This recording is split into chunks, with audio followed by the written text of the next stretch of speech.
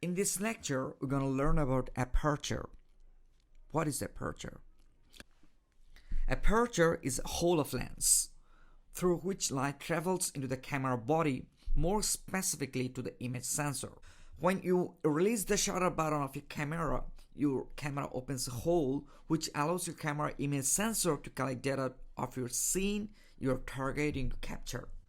The larger the hole, the more light gets in, and the smaller the hole, the less light gets in.